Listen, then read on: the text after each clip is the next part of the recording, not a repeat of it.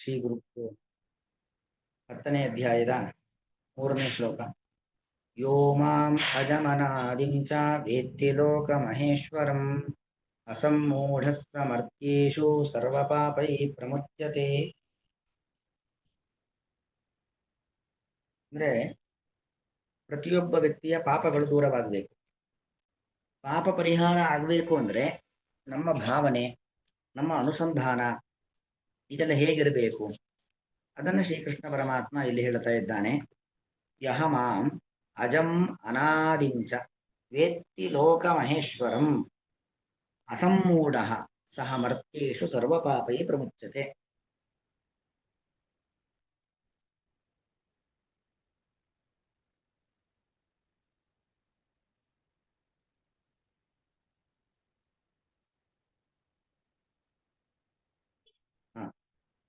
ಅಂದ್ರೆ ನೋಡಿ, ಭಗವಂತನನ್ನ ನಾವು ಈ ರೀತಿ ತಿಳ್ಕೊಳ್ಬೇಕು. ಇದೇನು ವಿಭೂತಿಯ ಅಧ್ಯಾಯ. ಭಗವಂತನ ದಿವ್ಯವಾದ ಸಾಮರ್ಥ್ಯವನ್ನ ತೋರಿಸಿಕೊಡ್ತಕ್ಕಂಥ ಅಧ್ಯಾಯ. ಸ್ವಯಂ ಭಗವಂತನೇ ಅವನನ್ನ ಪರಿಚಯ ಮಾಡಿಕೊಡ್ತಾ ಇದ್ದಾನೆ ಈ ಅಧ್ಯಾಯದಲ್ಲಿ. ನಾವು ಭಗವಂತನನ್ನ ಏನಂತ ಪರಿಚಯ ಮಾಡಿಕೊಳ್ಬೇಕು, ದೇವರನ್ನ ಏನಂತ ತಿಳ್ಕೊಳ್ಬೇಕು ಅದನ್ನ ಕೃಷ್ಣ ಇಲ್ಲಿ ಹೇಳ್ತಿದ್ದಾನೆ. ನನ್ನನ್ನು ಹೀಗೆ ತಿಳ್ಕೊಂಡವನು ಸರ್ವಪಾಪೇ ಪ್ರಮುಚ್ಯತೆ. ಯಾರು ನನ್ನನ್ನ ಹೀಗೆ ತಿಳ್ಕೊಳ್ತಾನೋ ಅವನು ಸರ್ವಪಾಪೇ ಪ್ರಮುಚ್ಯತೆ. ಏನ್ ತಿಳ್ಕೊಳ್ಬೇಕು? ಮತ್ತೆ ಅದು ಅಜ ಅಂತ ತಿಳ್ಕೊಳ್ಬೇಕು ಭಗವಂತನನ್ನ. ಅಜ ಅಂತ ಹೇಳಿದ್ರೆ ಜಾಯತೆ ಇತಿ ಜಹ ನ ಜಹ ಅಜಹ ತಂ ಅಜಂ. ಯಾರಿಗೆ ಹುಟ್ಟಿ ಇದೆಯೋ, ಇದು ಉಪಪದ ಸಮಾಸ ಅಂತ. ಜಾಯತೆ ಇತಿ ಜಹ, ಯಾರಿಗೆ ಹುಟ್ಟಿದೆಯೋ ಅವರೆಲ್ಲ ಜನ್ಮ ಇರುವವರು. ಜನ್ಮ ಇರುವವರೆಲ್ಲ ಅಂತ ಕರೆಯೋದು. ಯಾರಿಗೆ ಜನ್ಮ ಇಲ್ಲವೋ ಅವನು ಅಜ. ಜನ್ಮ ಇಲ್ಲದವನು ಅಂದ್ರೆ ಭಗವಂತ ಮಾತ್ರ. ವೇದ ಹೇಳುತ್ತೆ ಅಜಾಯಮಾನೋ ಬಹುಧಾ ವ್ಯಜಾಯತ. ಹುಟ್ಟೇ ಇಲ್ಲದಂತ ಭಗವಂತ ಬಹು ಪ್ರಕಾರದಿಂದ ಹುಟ್ಟಿ ಬರ್ತಾ ಇದ್ದ, ಆವಿರ್ಭೂತನಾಗ್ತಾ ಇದ್ದಾನೆ. ದೇವರಿಗೆ ಗರ್ಭವಾಸ ಇಲ್ಲ, ಗರ್ಭವಾಸದ ದುಃಖ ಇಲ್ಲ. ತಾಯಿಯ ಗರ್ಭದಿಂದ ಹೊರಗೆ ಬಂದು ಜಗತ್ತಿನಲ್ಲಿ ಕಾಣಿಸಿಕೊಳ್ಬೇಕಾಗಿರತಕ್ಕಂಥ ಅನಿವಾರ್ಯತೆ ಇಲ್ಲ. ಆದರೂ ಕೂಡ ಭಗವಂತ ಅನೇಕ ರೀತಿಯಲ್ಲಿ ಹುಟ್ಟುತ್ತಾನೆ. ಒಮ್ಮೆ ತಾಯಿಯ ಗರ್ಭದಿಂದ ಜಗತ್ತಿಗೆ ಬಂದಂತೆ ತೋರಿಸಿಕೊಳ್ತಾನೆ, ರಾಮನಾಗಿ ಕೃಷ್ಣನಾಗಿ. ಮತ್ತೊಮ್ಮೆ ಮತ್ಸ್ಯನಾಗಿ ಮೀನಿನ ರೂಪದಲ್ಲಿ ಕಾಣ್ತಾನೆ, ಕೂರ್ಮದ ರೂಪದಲ್ಲಿ ಕಾಣ್ತಾನೆ, ವರಾಹನಾಗಿ ಕಾಣ್ತಾನೆ. ಕಂಬದಿಂದ, ಅಲ್ಲಿ ಯಾವುದೇ ಚೈತನ್ಯ ಇಲ್ಲದೆ ಇರತಕ್ಕಂಥ ಅಚೇತನ ವಸ್ತು, ಒಂದು ಜಡ ವಸ್ತು ಕಂಬದಿಂದ ಹೊರಗೆ ಬಂದು ನರಸಿಂಹನಾಗಿ ಕಾಣ್ತಾನೆ. ಹೀಗೆ ಭಗವಂತ ಅವನು ಹುಟ್ಟಿಲ್ಲ, ಆದ್ರೆ ಅನೇಕ ರೀತಿಯಲ್ಲಿ ಪ್ರಕಟನಾಗ್ತಾ ಇರ್ತಾನೆ. ಯಾವ ಕ್ಷಣದಲ್ಲಿ ಹೇಗೆ ಬೇಕಾದರೂ ದೇವರು ಪ್ರಕಟನಾಗ್ಬಹುದು. ಅಜಾಯಮಾನೋ ಬಹುಧಾ ವ್ಯಜಾಯತ. ಹುಟ್ಟೇ ಇಲ್ಲದಿರ್ತಕ್ಕಂಥ ಭಗವಂತ ಬಹು ರೀತಿಯಲ್ಲಿ ಪ್ರಕಟನಾಗ್ತಾ ಇದ್ದಾನೆ ಅಂತ ವೇದ ಹೇಳುವಂಥದ್ದು. ಈಗ ಭಗವಂತನನ್ನು ಏನ್ ತಿಳ್ಕೊಳ್ಬೇಕು? ಅಜ ಅಂತ ತಿಳ್ಕೊಳ್ಬೇಕು. ಇನ್ನು ಮತ್ತು ಭಗವಂತ ಅನಾದಿ. ನೋಡಿ, ಒಂಥರ ನೋಡ್ಲಿಕ್ಕೆ ಮೇಲ್ನೋಟಕ್ಕೆ ಎರಡು ಒಂದೇ ಅಂತ ಅನ್ಸತ್ತೆ ಅಲ್ವಾ? ಅಜ ಅಂದ್ರೆ ಹುಟ್ಟಿಲ್ಲ. ಹುಟ್ಟಿಲ್ಲ ಅಂದ್ರೆ ಏನು? ಅವನಿಗೆ ಕಾರಣಕರ್ತೃಗಳು ಅಂತ ಯಾರೂ ಇಲ್ಲ. ಅಂದ್ರೆ ಅವನಿಗೊಬ್ಬ ತಂದೆಯೂ ಇಲ್ಲ, ಅವನಿಗೊಬ್ಬ ತಾಯಿಯೂ ಇಲ್ಲ ಅಂತ. ಇದು ಒಂದರ್ಥ. ಅನಾದಿ ಅಂದ್ರೆ ಏನು? ಅದೇ ಅರ್ಥ, ಆದಿ ಇಲ್ಲದವನು. ಆದಿ ಅಂದ್ರೆ ಹುಟ್ಟಿಲ್ಲದವನು. ಕೃಷ್ಣ ಒಂದೇ ರೀತಿಯ ಅರ್ಥವನ್ನು ಕೊಡ್ತಕ್ಕಂಥ ಎರಡೆರಡು ಶಬ್ದವನ್ನು ಬಳಸ್ತಾ ಇದ್ದಾನೆ. ಸುಮ್ಮನೆ ಶ್ಲೋಕ ತುಂಬಿಸ್ಲಿಕ್ಕೋಸ್ಕರ ಹೀಗೆ ಹೇಳ್ತಿದ್ದಾನೆ ಅಂತ ಅನ್ಕೊಳ್ಬಾರದು. ಅಲ್ಲಿ ಅಜ ಅನ್ನೋದಕ್ಕೂ ಅನಾದಿ ಅನ್ನೋದಕ್ಕೂ ಅರ್ಥ ವ್ಯತ್ಯಾಸ ಇದೆ.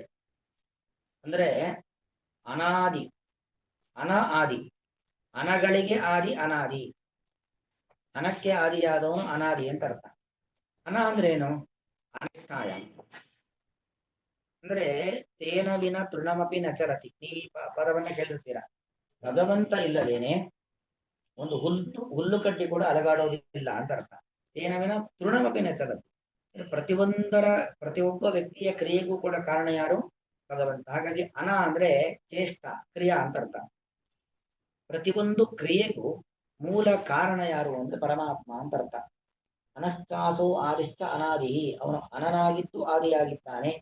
ಅಂದ್ರೆ ಎಲ್ಲಾ ಕ್ರಿಯೆಗೂ ಕೂಡ ಎಲ್ಲವನ್ನು ಮಾಡುವವನು, ಎಲ್ಲಾ ಕ್ರಿಯೆಗೂ ಕಾರಣನಾದವನು ಭಗವಂತ ಅಂತ ಅರ್ಥ. ಅನಾದಿ ಒಂದರ್ಥ. ಇನ್ನು ಇನ್ನೊಂದು ಅರ್ಥವೂ ಕೂಡ ಇದೆ. ಅಂದ್ರೆ ಕ್ರಿಯಾಶೀಲವಾದದ್ದು ಪ್ರಾಣ ಅಂದ್ರೆ ವಾಯುದೇವರು. ಕ್ರಿಯಾಶೀಲವಾದದ್ದು ಪ್ರಾಣ, ವಾಯುದೇವರು. ವಾಯುವಿನ ಲಕ್ಷಣ ಏನು ಅಂದ್ರೆ ಸದಾ ಗತಿಮಾನ್ ವಾಯು ಅಂತ. ಯಾವಾಗ್ಲೂ ಚಲನೆ, ಏನಿ ಅದು ಒಂದು ಕ್ಷಣವೂ ಒಂದು ಕಡೆ ಸುಮ್ಮನಿರೋದು ಅಂತಿಲ್ಲ. ಈಗ ನೋಡಿ, ನಿರಂತರವಾಗಿ ಹರಿಯುವ ನೀರನ್ನ ಪಾತ್ರೆಗೆ ಹಾಕಿ ಅಲ್ಲೇ ಇದ್ದು ಬಿಡದು, ಮತ್ತದೇ ಆ ಕಡೆ ಈ ಕಡೆ ಹೋಗೋದು ಅಂತಿಲ್ಲ. ಮನಸ್ಸನ್ನ ಒಂದು ಕಡೆ ಜ್ಞಾನದಲ್ಲಿ ಮನಸ್ಸು ಚಲವಾದದ್ದಾದರೂ ಕೂಡ ಒಂದು ಕಡೆ ಕೇಂದ್ರೀಕರಿಸಬಹುದು. ಆದ್ರೆ ಗಾಳಿ ನಿಲ್ಲೋದು ಅಂತಿಲ್ಲ. ನಮಗೆ ಗೊತ್ತಿತ್ತು ಗೊತ್ತಿಲ್ಲದೇನೋ ನಿರಂತರವಾಗಿ ರೇಚಕ, ಪೂರಕ, ರಕ್ತ ಸಂಚಾರ ಅಲ್ವಾ, ಅದಕ್ಕೆ ಬೇಕಾದ ವಾಯು ಸಂಚಾರ ನಿರಂತರವಾಗಿ ನಡೀತಾ ಇರುತ್ತೆ. ಹಾಗಾಗಿ ಸದಾಗತಿ, ನಿರಂತರವಾದ ಕ್ರಿಯೆ ಇರೋದು ಯಾರಲ್ಲಿ? ವಾಯುದೇವರಲ್ಲಿ. ಆ ವಾಯು ಎನ್ನುವವನು ಜೀವಿಗಳಲ್ಲಿ ಉತ್ತಮ, ವಾಯು ಜೀವೋತ್ತಮ, ಜೀವಿಗಳಲ್ಲಿ ಪೂರ್ತಿ ಮೇಲೆ ಇರತಕ್ಕಂಥವನು ವಾಯು. ಅಂತಹ ಜೀವೋತ್ತಮನಾಗಿರತಕ್ಕಂಥ ವಾಯು ಇದ್ದಾನಲ್ಲ, ಚೇಷ್ಟಾ ರೂಪದಲ್ಲಿ ಇರುವಂತಹ, ಕ್ರಿಯಾರೂಪದಲ್ಲಿ ಇರುವಂತಹ ವಾಯು ಇದ್ದಾನಲ್ಲ, ಅವನಿಗೂ ಆದಿ ಅಂದ್ರೆ ಮೂಲ ಕಾರಣ. ವಾಯು ನಂತರ ಹೋಗುವಂತ ಪದವಿ ಯಾವುದು? ಬ್ರಹ್ಮದೇವರು. ಬ್ರಹ್ಮದೇವರಿಗೂ ವಾಯುದೇವರಿಗೂ ಕಾರಣಕರ್ತೃ ಭಗವಂತ. ಬ್ರಹ್ಮಾದಿ ದೇವತೆಗಳಿಗೂ ಕೂಡ ತಂದೆಯ ಸ್ಥಾನದಲ್ಲಿ ಇರುವವನು ಅಥವಾ ತಂದೆಯಾದವನು ಭಗವಂತ ಅಂತ ಅರ್ಥ. ಅನಾದಿ, ಅದರಲ್ಲಿ ಒಂದೇ ಅರ್ಥದ ಎರಡು ಪದ ಅಲ್ಲ. ನಮಗೆ ನೋಡ್ಲಿಕ್ಕೆ ಹಾಗನ್ಸತ್ತೆ, ಅಜ ಅಂದ್ರು ಅನಾದಿ ಅಂದ್ರು ಎರಡು ಒಂದೇ ಅರ್ಥ ಅಲ್ವಾ ಅಂತ. ಆದ್ರೆ ಪರಿಪೂರ್ಣವಾಗಿ ಭಿನ್ನವಾದ ಅರ್ಥ. ಅಜ ಅಂದ್ರೆ ಹುಟ್ಟಿಲ್ಲ ಅಂತ ಇಷ್ಟೇ ಅರ್ಥ. ಅನಾದಿ ಅಂದ್ರೆ ಪ್ರತಿಯೊಂದಕ್ಕೂ ಕೂಡ ಪ್ರತಿಯೊಂದು ಕ್ರಿಯೆಯ ಹಿಂದೆ ಇರುವಂತ ಪ್ರೇರಕ ಶಕ್ತಿ ಭಗವಂತ ಅಂತ ಒಂದರ್ಥ ಆದ್ರೆ, ಇನ್ನೊಂದು ಕ್ರಿಯಾಶೀಲವಾದಂತ ವಾಯುವಿಗೂ, ಕ್ರಿಯಾರೂಪದಲ್ಲಿ ಇರುವಂತ ವಾಯುವಿಗೂ ಪ್ರೇರಕ ಶಕ್ತಿ, ಮೂಲ ಕಾರಣ ತಂದೆ ಭಗವಂತ ಅಂತ ಅರ್ಥ. ಇನ್ನು ಅಜಂ ಅನಾದಿಂ ಲೋಕ ಮಹೇಶ್ವರಂ. ಭಗವಂತ ಏನಾಗಿದ್ದಾನೆ? ಲೋಕ ಮಹೇಶ್ವರ ಅಂದ್ರೆ ಲೋಕ ಮಹಾ ಈಶ ವರ. ಲೋಕ ಮಹಾ ಒಂದ್ ಶಬ್ದ, ಈಶ ಇನ್ನೊಂದು ಶಬ್ದ, ವರ ಮೂರನೇ ಶಬ್ದ. ಲೋಕ ಮಹರು ಅಂದ್ರೆ ಅರ್ಥ ಏನು ಅಂದ್ರೆ, ಲೋಕ ಭೂಲೋಕ, ಕೈಲಾಸ ಲೋಕ, ಇಂದ್ರಲೋಕ, ಅಂದ್ರೆ ಯಮಲೋಕ, ಈಗ ಎಷ್ಟೆಲ್ಲ ಲೋಕಗಳಿದ್ದಾವೆ, ಸತ್ಯಲೋಕಾದಿ ಅನೇಕ ಲೋಕಗಳು. ಪ್ರತಿಯೊಂದು ಲೋಕಕ್ಕೂ ಕೂಡ ಒಬ್ಬೊಬ್ರು ಸ್ವಾಮಿಗಳು ಅಂತ ಇರ್ತಾರಲ್ವಾ, ಪ್ರತಿಯೊಂದು ಲೋಕಕ್ಕೂ ಒಬ್ಬೊಬ್ರು ಒಡೆಯರು ಅಂತ ಇರ್ತಾರೆ, ದೇವತೆಗಳು ಇರ್ತಾರೆ. ಆ ಎಲ್ಲಾ ದೇವತೆಗಳ ತಾಯಿ ಯಾರು? ಲಕ್ಷ್ಮೀದೇವಿ. ಯಂ ಬ್ರಹ್ಮಾಣಂ ತಂ ಋಷಿಂ ತಂ ಸುಮೇಧಾಂ ಯಂ ಕಾಮ ಏತಂತಾಮುಗ್ರಂ ಗೃಹೋಣೋಮಿ. ಲಕ್ಷ್ಮಿ ಹೇಳ್ತಾಳೆ ಅಂಬರಣಿ ಸೂಕ್ತದಲ್ಲಿ, ನಾನು ಬ್ರಹ್ಮರುದ್ರಾದಿ ದೇವತೆಗಳಿಗೆಲ್ಲರಿಗೂ ತಾಯಿ ನಾನು ಅಂತ. ಅಲ್ಲಿಗೆ ಲೋಕ ಮಹರು ಅಂದ್ರೆ ಪ್ರತಿಯೊಂದು ಲೋಕದ ಅಧಿಪತಿಗಳಾಗಿರುವಂತ ಬ್ರಹ್ಮ, ರುದ್ರ, ಇಂದ್ರ, ಯಮಾದಿ ದೇವತೆಗಳು, ಅವರೆಲ್ಲ ಲೋಕ ಮಹರು. ಆ ಲೋಕ ಮಹರಿಗೆಲ್ಲ ಈಶಳು ಅಂದ್ರೆ ಒಡೆಯಳು, ತಾಯಿ ಅಲ್ವಾ. ಮಕ್ಕಳಿಗಿಂತ ತಾಯಿ ದೊಡ್ಡೋಳೆ ಅಲ್ವಾ. ಹಾಗಾಗಿ ಎಲ್ಲಾ ಲೋಕ ಮಹರಿಗಿಂತಲೂ ಕೂಡ ಈಶಳಾಗಿರ್ತಕ್ಕಂಥವಳೆ ಲಕ್ಷ್ಮೀದೇವಿ. ಆ ಈಶಳಾದ ಲಕ್ಷ್ಮಿಗೆ ವರ, ಗಂಡ, ಲಕ್ಷ್ಮಿಯ ಪತಿ ಭಗವಂತ. ಹಾಗಾಗಿ ಭಗವಂತ ಅಂದ್ರೆ ದೇವದೇವೋತ್ತಮ ಅಂತ ತಿಳ್ಕೊಳ್ಬೇಕು. ಸಕಲ ಲೋಕಾಧಿಪತಿಗಳಿಗೆ ಒಡೆಯಳಾದಂತ ಲಕ್ಷ್ಮೀದೇವಿ ಏನಿದ್ದಾಳೆ, ತಾಯಿಯಾದಂತ ಲಕ್ಷ್ಮೀದೇವಿ ಏನಿದ್ದಾಳೆ, ಲಕ್ಷ್ಮಿಗೂ ಮಿಗಿಲಾದವನು ಭಗವಂತ, ಲೋಕ ಮಹೇಶ್ವರ ಅಂತ ದೇವರನ್ನ ನಾವು ತಿಳ್ಕೊಳ್ಬೇಕು. ಹೀಗೆ ತಿಳ್ಕೊಳ್ಬೇಕು. ಮತ್ತೆ ತಿಳ್ಕೊಂಡ ಮೇಲೆ ಇದ್ರ ಬಗ್ಗೆ ನಮಗೆ ಸಮೋಹಾದಿಗಳು ಇರಬಾರದು. ಸಮೋಹ ಅಂತ ಹೇಳಿದ್ರೆ ಅಲ್ಲ, ಒಬ್ಬ ಯಾರಾದ್ರೂ ಹೀಗಿರ್ಲಿಕ್ಕೆ ಸಾಧ್ಯನಾ? ಅಂದ್ರೆ ಸರ್ವೋತ್ತಮನಾಗಿದ್ದು, ಹುಟ್ಟಿಲ್ದೇ ಇದ್ದು, ಎಲ್ಲರಿಗೂ ಪ್ರೇರಕ ಶಕ್ತಿ, ಕ್ರಿಯಾಶಕ್ತಿಯಾಗಿ ಯಾರಾದ್ರೂ ಈ ತರ ಇರ್ಲಿಕ್ಕೆ ಸಾಧ್ಯನಾ? ಇದ್ಯಾಕೋ ಸುಳ್ಳು ಅಂತ ಅನ್ಸತ್ತೆ ಅಂತ, ಅಥವಾ ಹೌದೋ ಸುಳ್ಳು, ಆ ಸಂಶಯ ಯಾವುದು ನಮಗಿರಬಾರದು. ಅಸಂಗೂಢ, ಅದ್ರ ಬಗ್ಗೆ ಮತ್ತು ಮೋಹ ಇರಬಾರದು. ಮೋಹ ಅಂದ್ರೆ ಭ್ರಾಂತಿ ಅಂತ ಅರ್ಥ. ಭ್ರಾಂತಿ ಅಂದ್ರೆ ಏನು? ಸತ್ಯವನ್ನ ಸುಳ್ಳು ಅನ್ಕೊಂತೀವಿ, ಸುಳ್ಳನ್ನ ಸತ್ಯ ಅನ್ಕೊಳ್ಳೋದು, ಒಳ್ಳೆಯದನ್ನ ಕೆಟ್ಟದ್ದು ಅನ್ಕೊಳ್ಳೋದು, ಕೆಟ್ಟದನ್ನ ಒಳ್ಳೇದು ಅನ್ಕೊಳ್ಳೋದು ಸಮೋಹ ಅಂತ ಬರೆಯೋದು. ಈ ರೀತಿಯಾಗಿರತಕ್ಕಂಥ ಸಮ್ಮೂಢತನೆ, ಮೋಹತನ, ಭ್ರಾಂತಿ ಇರಬಾರದು. ಅಸಮ್ಮೂಢನಾಗಿರಬೇಕು. ದೇವರ ಬಗ್ಗೆ ಪರಿಪೂರ್ಣವಾದ ತಿಳುವಳಿಕೆ ಇರಬೇಕು. ಒಂದು ಚೂರು ದೇವರು ಹೀಗೆ ಹೌದೋ ಅಲ್ವೋ ಅಂತಕ್ಕಂಥ ಗೊಂದಲ ಅಥವಾ ಸಂಶಯಕ್ಕೆ ಕಾರಣ ಇರಬಾರದು. ಅಸಮ್ಮೂಢ ಇಂತಹ ವ್ಯಕ್ತಿ ದೇವರನ್ನ ಹೀಗೆಲ್ಲ ಯಾರು ತಿಳ್ಕೊಳ್ತಾನೋ ಅವನು ಸರ್ವಪಾಪೈ ಸಹ ಮರ್ತ್ಯೇಶು ಸರ್ವಪಾಪೈ ಪ್ರಮುಚ್ಯತೆ. ವಸ್ತುತಃ ಮರ್ತ್ಯರಲ್ಲಿ ಇದ್ದಾನೆ. ಮರ್ತ್ಯರು ಅಂದ್ರೆ ಏನು? ವರ್ಣಶೀಲರು ಅಂತ ಅರ್ಥ. ನಿರಂತರವಾಗಿ ಹುಟ್ಟು ಸಾವುಗಳು ಬರ್ತಾ ಇರುವ ವ್ಯಕ್ತಿಗೆ ಮರ್ತ್ಯ ಅಂತ ಬರೋದು. ಅವನು ಮರ್ತ್ಯ ಜಾತಿಯಲ್ಲಿ ಇದ್ದರೂ ಕೂಡ ವಸ್ತುತಃ ಮರ್ತ್ಯ ಅಂದ್ರೆ ಮರಣಶೀಲ, ಹುಟ್ಟಬೇಕು ಸಾಯ್ಬೇಕು, ಅದಕ್ಕೆ ಒಂದು ಮರ್ತ್ಯ ಅಂತ ಕರೆಯೋದು. ಮರ್ತ್ಯನಾಗಿದ್ದರೂ ಕೂಡ ಮರಣ ಮತ್ತು ಜನನ ಇದೇ ಅವನ ಸ್ವಭಾವವಾಗಿದ್ದರೂ ಕೂಡ ಆ ಜನನ ಮರಣಗಳನ್ನ ದಾಟಿ ಪ್ರಮುಚ್ಯತೆ. ಮೋಕ್ಷಕ್ಕೆ ಬರೀ ಮುಚ್ಯತೆ ಅಂದ್ರೆ ಏನು? ತಾತ್ಕಾಲಿಕವಾದ ಬಂಧನ ಬಿಡುಗಡೆ ಅಲ್ಲ. ಯಾರು ತುಂಬಾ ಅನಾರೋಗ್ಯದಿಂದ ನರಳುತ್ತಾ ಇದ್ದಾರೆ, ತುಂಬಾ ಅಂದ್ರೆ ತುಂಬಾ ಅನಾರೋಗ್ಯದಿಂದ ನರಳುತ್ತಾ ಇದ್ದಾರೆ, ಅವರು ಪ್ರಾಣ ಬಿಟ್ರು, ಅಪ್ಪ ಬಿಡುಗಡೆ ಸಿಕ್ತು. ಯಾಕಂದ್ರೆ ಅಷ್ಟೊಂದು ಒದ್ದಾಡ್ತಾ ಇದ್ದಾರೆ ಪಾಪ ಅವರು, ಹಾಗಾಗಿ ಅವ್ರಿಗೆ ಬಿಡುಗಡೆ ಸಿಕ್ತು ಅಂತ ಹೇಳ್ತೀವಿ. ಅದು ತಾತ್ಕಾಲಿಕವಾದ ಬಿಡುಗಡೆ. ಯಾಕೆ ಮತ್ತೊಂದು ಜನ್ಮ ಬರುತ್ತಾ ವ್ಯಕ್ತಿಗೆ? ಇಲ್ಲಿ ಹಂಗಲ್ಲ, ಬರೀ ಮುಚ್ಯತೆ ಅಲ್ಲ, ಮತ್ತೇನು? ಪ್ರಕರ್ಷೇಣ ಮುಚ್ಚತೆ, ಮತ್ತೆ ಬಂಧನ ಬಾರದಂತೆ ಬಿಡುಗಡೆಯ ಕಡೆಗೆ ಅವನು ಹೋಗ್ತಾನೆ. ಅದು ಬಂಧನದಿಂದ ಬಿಡುಗಡೆಯಾಗಿ ಮುಕ್ತಿಯ ಕಡೆಗೆ ಹೋಗ್ಬೇಕು ಅಂತಾದ್ರೆ ಸಂಚಿತ ಕರ್ಮ, ಆಗಾಮಿ ಕರ್ಮ, ಪ್ರಾರಬ್ಧ ಕರ್ಮ, ಇದ್ಯಾವುದರ ಬಂಧವು ನಮಗಿರಬಾರದು. ಆ ಬಂಧಕ್ಕೆ ಕಾರಣವಾಗಿರತಕ್ಕಂಥ ಪಾಪಗಳು ನಮ್ಮ ಜೊತೆ ಇರಬಾರದು ಅಂತ ಕೃಷ್ಣ ಹೇಳ್ತಾನೆ. ಸರ್ವ ಪಾಪೇ ಪ್ರಮುಚ್ಯತೆ.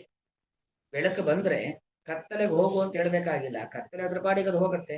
ಹಾಗೆ ದೇವರ ಬಗ್ಗೆ ನಾವು ತಿಳ್ಕೊಂಡ್ವಿ ಅಂತಾದ್ರೆ ನಮ್ಮಲ್ಲಿ ಇದ್ದಂತ ಪಾಪಕರ್ಮಗಳಿಗೆ ಹೋಗಿ ಅಂತ ಕೋಲು ಹೊಡೆದು ಓಡಿಸ್ಬೇಕಾಗಿಲ್ಲ, ಅದ್ರ ಪಾಡಿಗೆ ನಮ್ಮ ಪಾಪಕರ್ಮಗಳು ದೂರ ಹೋಗ್ತಾ ಇರತ್ತೆ. ಹೀಗೆ ದೇವರನ್ನ ಸರಿಯಾದ ಕ್ರಮದಲ್ಲಿ, ಭಗವಂತ ಅಂದ್ರೆ ಅಜ, ಭಗವಂತ ಅಂದ್ರೆ ಅನಾದಿ, ಭಗವಂತ ಅಂದ್ರೆ ಲೋಕಮಹೇಶ್ವರ ಅಂತ ತಿಳ್ಕೊಳ್ಬೇಕು. ತಿಳ್ಕೊಳ್ಳೋದಂದ್ರೆ ಸುಮ್ಮನೆ ಒಂದು ಶ್ಲೋಕ ಓದಿ ತಿಳ್ಕೊಳ್ಳೋದಲ್ಲ, ಅದು ನಮಗೆ ಅನ್ನಿಸ್ಬೇಕು, ನಮ್ಮ ಬುದ್ಧಿಗೆ ಅದು ಬರಬೇಕು. ಹೀಗೆ ಯಾರು ದೇವರ ಬಗ್ಗೆ ಸರಿಯಾದ ಜ್ಞಾನವನ್ನ ಪಡೆಯುತ್ತಾನೋ ಅಂತಹ ವ್ಯಕ್ತಿಯು ಸರ್ವ ಪಾಪೈ ಪ್ರಮುಚ್ಯತೆ, ಸಕಲ ಪಾಪಗಳಿಂದ ಬಿಡುಗಡೆಯನ್ನು ಹೊಂದುತ್ತಾನೆ. ಯೋ ಮಾಂ ಅಜಂ, ಯಾರು, ಯಾವ ಸಾಧಕನು, ಮಾಂ ನನ್ನನ್ನು, ಅಜಂ ಹುಟ್ಟಿಲ್ಲದವನು, ಅನಾದಿ ಚ ಮತ್ತು ಅನಾದಿಂ ಸಕಲ ಕ್ರಿಯೆಯ ಹಿಂದಿರುವಂತ ಪ್ರೇರಕ ಶಕ್ತಿ ಎಂಬುದಾಗಿ, ಮತ್ತು ಕ್ರಿಯಾಶೀಲನಾಗಿರುವಂತ ಮುಖ್ಯ ಪ್ರಾಣನಿಗೂ ಪ್ರೇರಕ ಶಕ್ತಿ ಎಂಬುದಾಗಿ ವೇತ್ತಿ, ಮತ್ತು ಲೋಕಮಹೇಶ್ವರಂ ಸಕಲ ಲೋಕಸ್ವಾಮಿಗಳಾದ ಬ್ರಹ್ಮಾದಿ ರುದ್ರಾದಿ ದೇವತೆಗಳಿಗೂ ಒಡೆಯಲಾದಂತ ಲಕ್ಷ್ಮೀದೇವಿಗೂ ಪತಿಯಾದವನು, ಅಂದರೆ ಸರ್ವೋತ್ತಮನು ಎಂಬುದಾಗಿ, ದೇವದೇವೋತ್ತಮನು ಎಂಬುದಾಗಿ ವೇತ್ತಿ ತಿಳಿಯುತ್ತಾನೋ.